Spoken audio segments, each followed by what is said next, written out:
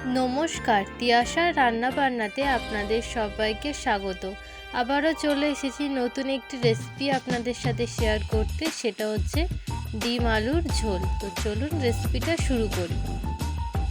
সবার প্রথমে gas on করে 1 চামচ পরিমাণে সাদা তেল দিয়ে তেলটা গরম করে নিয়ে হাফ চামচ পরিমাণে নুন আর হলুদ গুঁড়ো দিয়ে দিলাম, দিয়ে একটু মিশিয়ে নিলাম। এবার ডিমগুলোকে আমি সেদ্ধ করে রেখেছিলাম, এখানে আমি 6টা ডিম আগে থাকতে সেদ্ধ করে নিয়েছিলাম, ডিমটা দিয়ে দিলাম। ডিমটা দিয়ে ডিমটাকে খুব ভালোভাবে ভেজে তুলে নিলাম। এবার 1 চামচ পরিমাণে তেল দিয়ে তেলের মধ্যে হাফ চামচ পরিমাণে চিনি দিয়ে আর একটা তেজপাতা একটু ফাটিয়ে আর একটা শুকনো লঙ্কা ফোড়ন দিয়ে ভালোভাবে এটাকে মিশিয়ে নেব। এবার একটা মাঝারি সাইজের পেঁয়াজকে আমি এরকম কিউব করে কেটে নিয়েছিলাম, দিয়ে দিলাম। দিয়ে পেঁয়াজটাকে হালকা ভেজে নেব। ডিমের ঝোল তো আপনারা অনেকেই খেয়েছেন, কিন্তু এভাবে একবার বানিয়ে খাবেন, দেখবেন এটা খেতে দারুণ লাগে। এবার আমি একটা মাঝারি সাইজের টমেটোকে টুকরো টুকরো করে নিয়েছিলাম, ওটা দিয়ে দিলাম। দিয়ে পেঁয়াজ আর টমেটোটাকে খুব ভালোভাবে কষিয়ে নিতে হবে, যাতে টমেটোর কাঁচা ভাবটা চলে যায়। পেঁয়াজ আর টমেটোটাকে খুব ভালোভাবে ভাজা হয়ে গেছে। এবার 1 চামচ পরিমাণে দিয়ে দিলাম আদা রসুন পেস্ট, দিয়ে খুব ভালোভাবে মশলাটাকে মিশিয়ে কষিয়ে নিতে হবে, যাতে আদা রসুনের কাঁচা ভাবটা চলে যায়। খুব ভালোভাবে মশলাটা কষিয়ে নেব।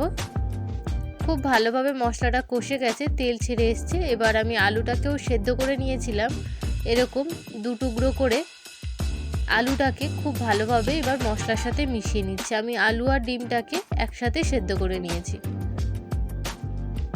এবার এর মধ্যে দিয়ে দিলাম হাফ চামচ পরিমাণে নুন, হাফ চামচ পরিমাণে হলুদ গুঁড়ো আর হাফ চামচ পরিমাণে লঙ্কার গুঁড়ো আর হাফ চামচ পরিমাণে ধনের গুঁড়ো দিয়ে খুব ভালোভাবে এটাকে মিশিয়ে কষিয়ে নেব। এই রান্নাটা করতে কিন্তু বেশি সময়ও লাগে না, আর খেতে কিন্তু দারুণ টেস্টি হয়। এভাবে আপনারা ডিমের ঝোল বানাবেন। দেখুন ভালোভাবে কষানো হয়ে গেছে, তেল ছেড়ে এসেছিল। এবার আমি 1 কাপ পরিমাণে জল দিয়ে দিলাম, দিয়ে আলুটাকে একটু ফুটিয়ে নেব।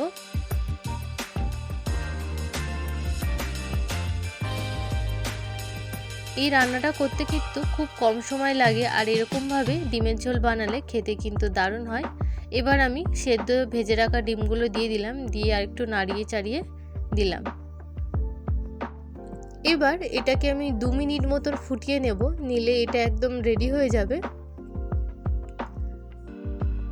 2 মিনিট মতন ফোটানো হয়ে গেছে, এটা একদম রেডি হয়ে গেছে। এবার এটা একটা পাত্রে আমি তুলে নেব। দেখুন ডিম আলুর ঝোলটা আমার একদম রেডি হয়ে গেছে, কত সুন্দর কালার এসছে, খেতেও কিন্তু দারুণ টেস্টি হয়।